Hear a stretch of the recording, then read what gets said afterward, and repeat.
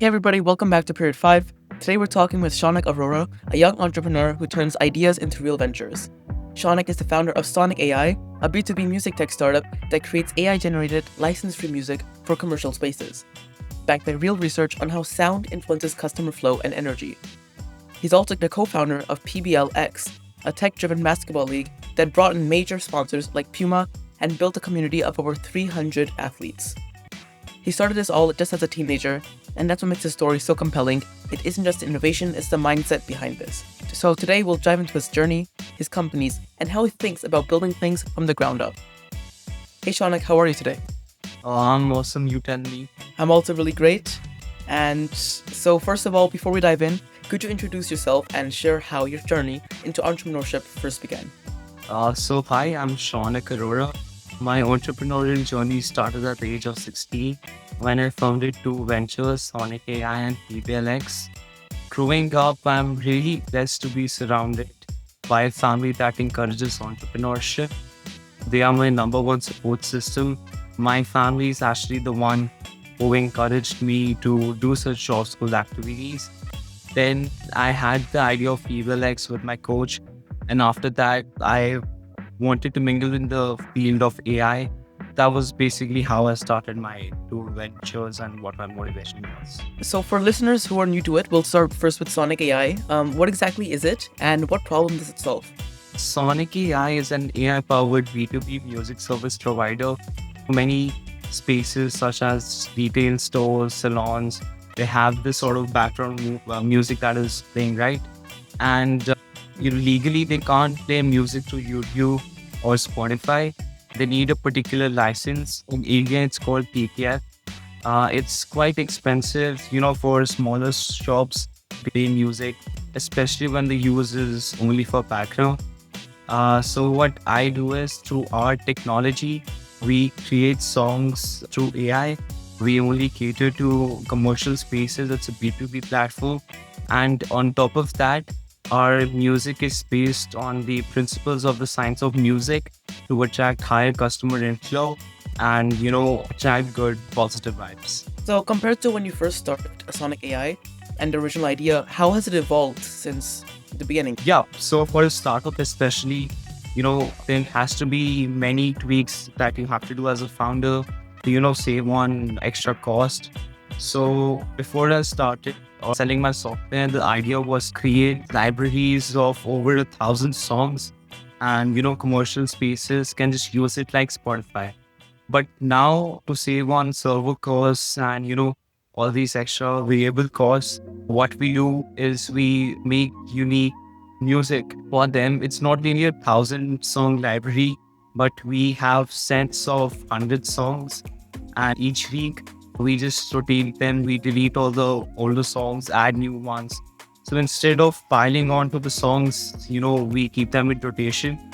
This is one of the things that we did. And from a business point of view, I thought to make music, for vast industries.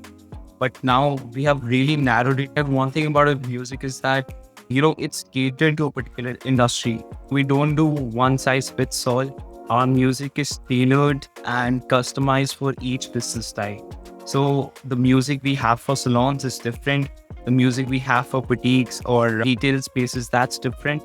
And overall, our music is just very specific into a particular business and an industry. And through that, we actually have used science. That's one of the main vocal points of Soniq AI. So speaking behind using science, right? So you mentioned earlier to me that the science behind Soniq AI is just super interesting. Yeah. So how does your tech actually influence the customer flow and overall energy? All right. So each music is played at a particular frequency, right? There are certain frequencies that we follow. They are known as the miracle frequency. So most of our music is played through that. And if you listen closely to our music works similar to manifestation. So you are reinstating how, you're living in abundance life. So those lyrics are as such, they motivate you. They are really positive in nature, all about abundance, all about this and that. Otherwise, generic songs, maybe they're rap songs, love songs, those are not the type of songs that you would like to use in a business space. So yeah, that's the whole science about Soniq AI, that you play music at a particular frequency, and the lyrics especially are tuned to your business, etc. Mm. So taking a bit of a shift, building a B2B company as a teenager really isn't easy, right? You would know this. So what has been your toughest challenge so far? You see older people say that age is just a number. For me, I really do believe in that. Being quite young, I work with people older than me. That has sort of been a challenge because everybody has their ego differences. We obviously do encourage youth entrepreneurship, but when you actually go into the side of buying or selling or working with a teenage entrepreneur, there's quite spectacle about, things might pay out. Battling through that, or, reinforcing trust to my clients has been one of my biggest challenges, because starting few clients, they really didn't know that I was a teenager. It's only when I popularized it, meet the team, then those issues started arising. People actually dropped on the deal or something like that. So navigating through that has been my big challenge.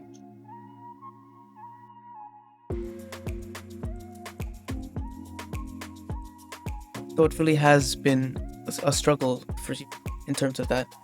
So as a young founder, is there something that you place a lot of emphasis in mindset wise? Like, for example, operations, leadership, just the overall energy you're bringing, whatever. As a founder, one skill that I give a lot of emphasis on is people management.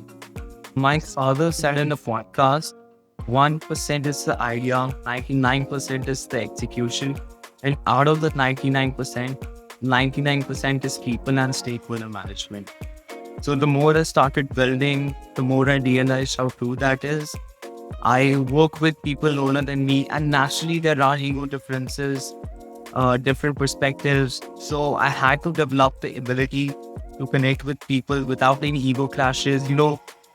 For me, humility is a big part of leadership. Just because I'm a founder doesn't mean I can do anything or have a lot of command. I genuinely learn from the people I work with. But at the same time, a founder needs to have this sort of powerful personality of not being taken for granted. And for me, a good CEO is a powerful personality who can switch between both effortlessly. So that is the skill I give a lot of emphasis on. Yeah, I completely agree because, again, at one end, you don't want to come off as too stiff, and on the other hand, you don't have people take advantage of you, especially being so young, right? As you mentioned, the ego differences.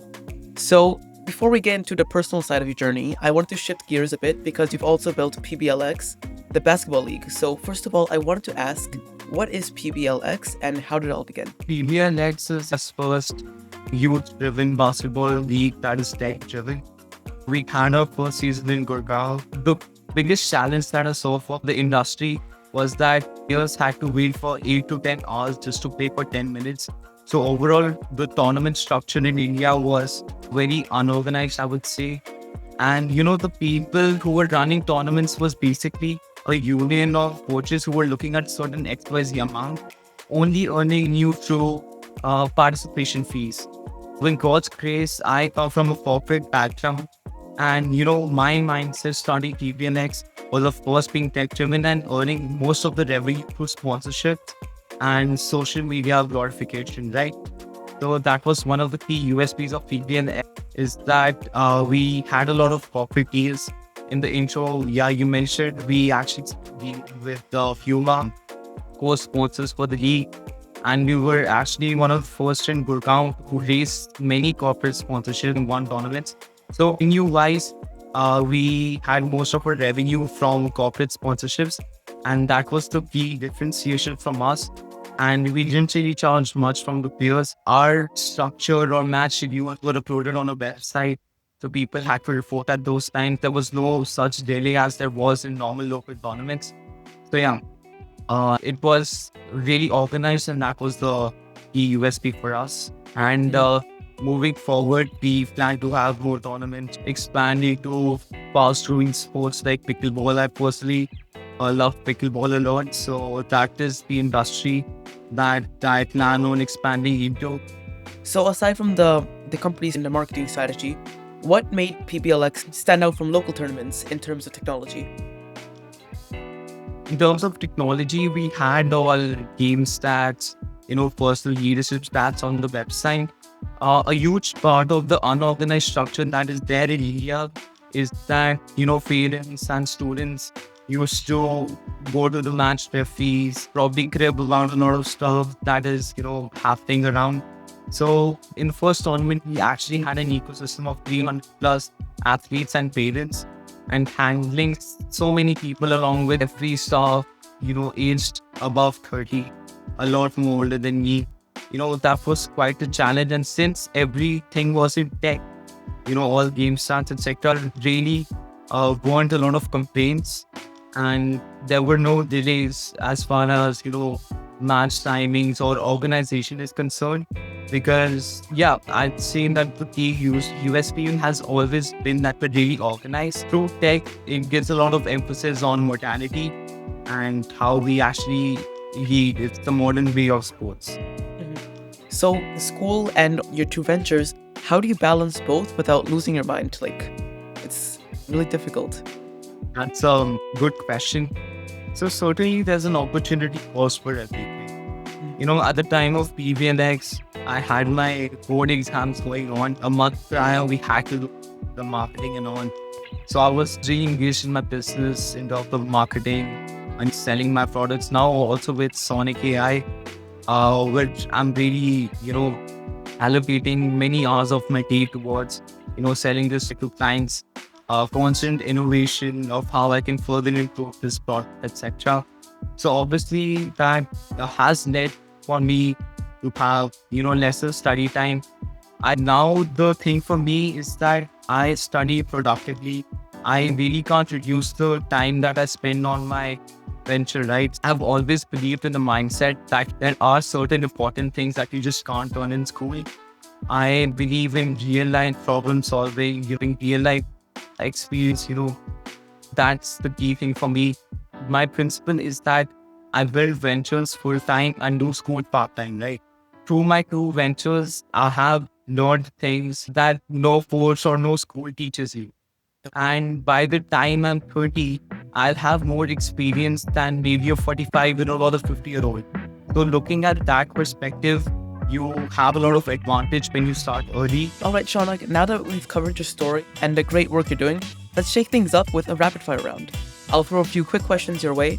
Just fire back with whatever pops into your head. No overthinking, no essays. This is the part where people get to see the fun, unfiltered side of you. One app you can't live without. Instagram. One entrepreneur who inspires you right now. My father. Coffee, chai, or Red Bull. I'll just go with Diet Coke. I really don't drink a lot of coffee or tea or something. Song genre, Soniq AI will never generate. Love songs. Good answer. What's one risk you're proud you took? Starting my venture really early. And how would you describe yourself in 3 words? Ambitious, a problem solver, and a family oriented. Well, Shaunac, thank you so much for joining us today. That's a really amazing way to end. Your journey shows what happens when you mix curiosity with execution, whether it's building a music tech startup or turning a basketball league into a tech-powered community. For anyone listening, if today's conversation taught you anything, it's that you don't need permission to start. You just need an idea, a bit of courage, and a willingness to go. Thank you, Shaunac, for joining us, and we'll see you next time. Thank you. Really has been a pleasure. Bye.